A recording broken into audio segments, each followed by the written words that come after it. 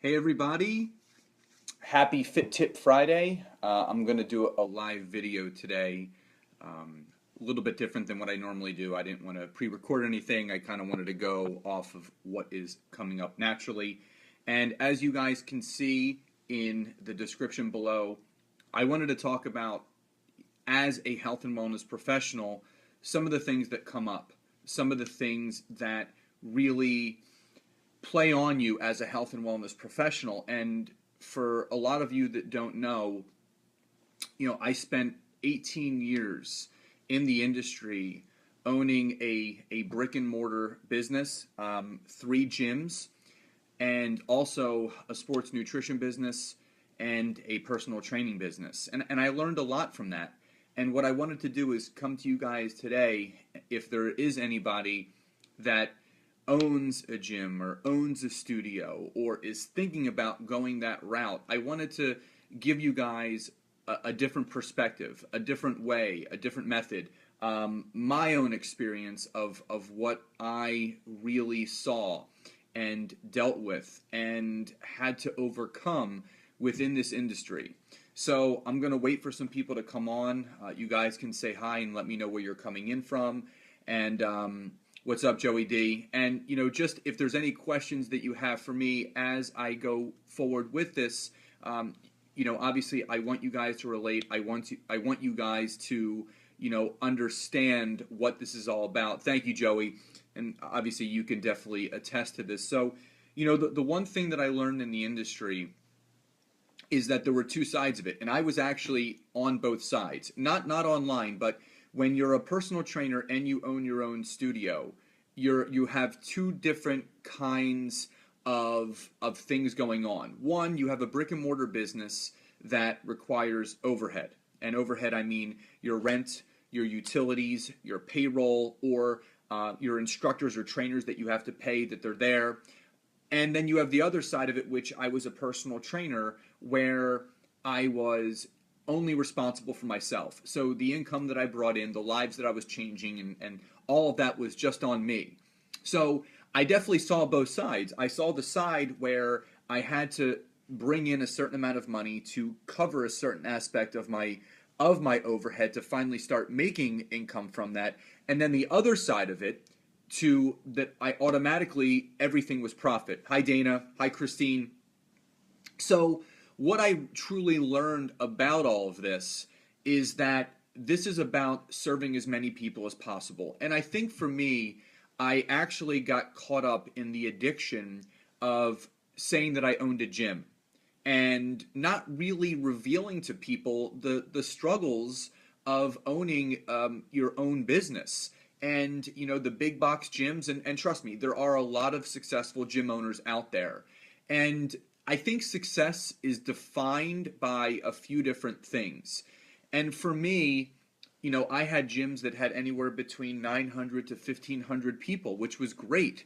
Because what this really comes down to, and what I realized in this industry, this comes down to one thing and one thing only.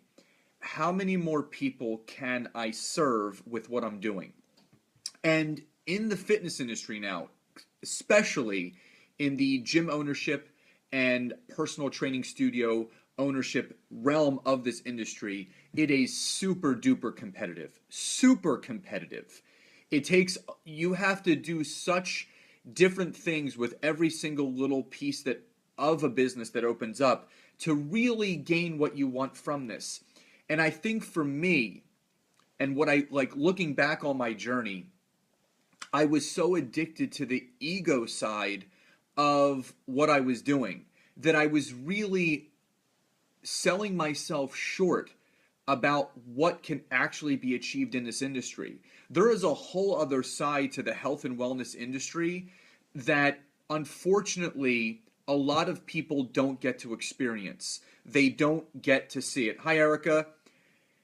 And what I mean by the other side is the online forum of the health and wellness industry, whether that being partnering with a network marketing company that focuses on health and wellness, whether that's starting your online personal training business, whether it's doing online coaching or online nutrition. touching on all of those now, I've learned a lot about not what I missed out on in the industry, but what I learned is that everything that I did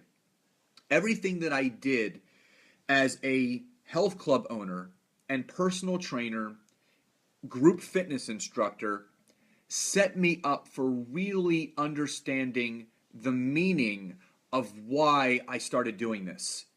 And it was to touch as many lives as possible. So for me, when I look back, I had the lives that I was touching as a gym owner. I had the lives that I was touching as a personal trainer. I had the lives that I was touching as a group fitness instructor.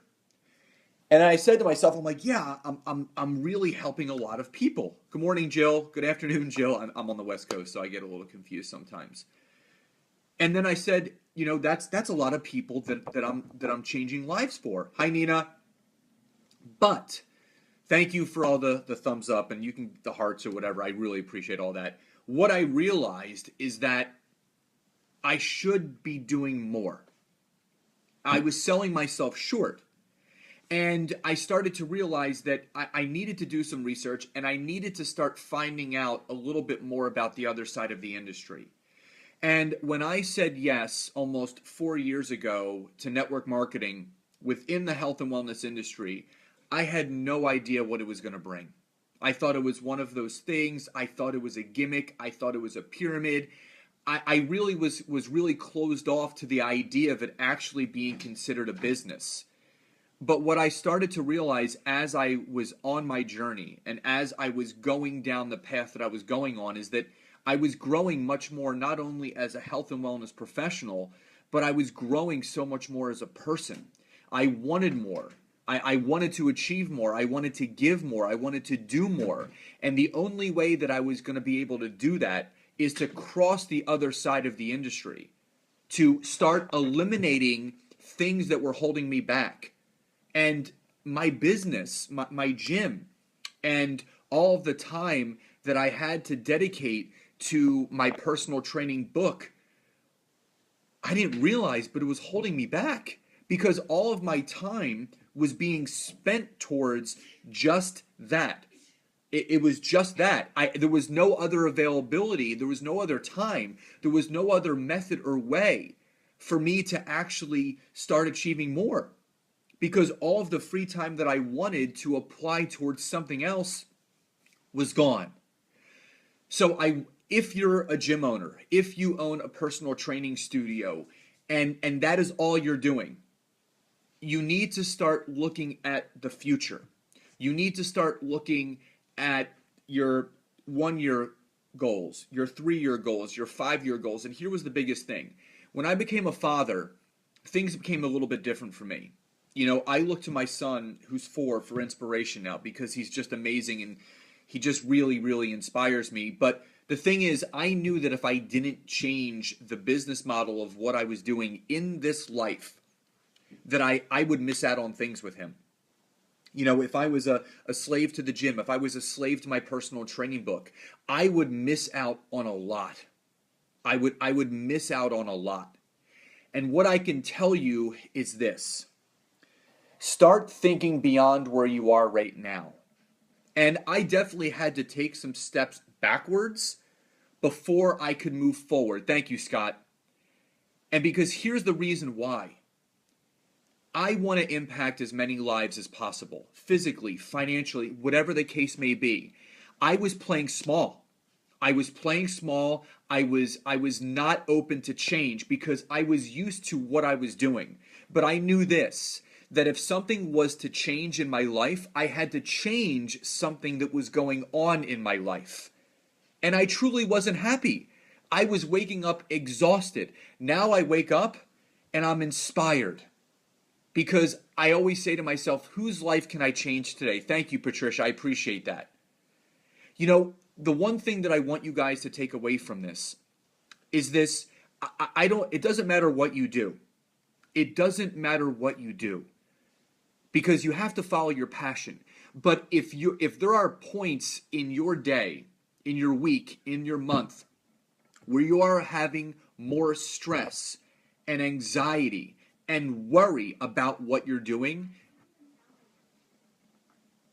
then you need to really change what you're doing. You need to change something that you're doing. So I hope you guys found this insightful, and I just wanted to give you a little piece of what I had to change about myself in the industry. So thank you guys for being on here. Thank you if you're watching the replay. Thank you so much. Have a great Friday, guys, and I'll speak to you soon. Bye, everybody.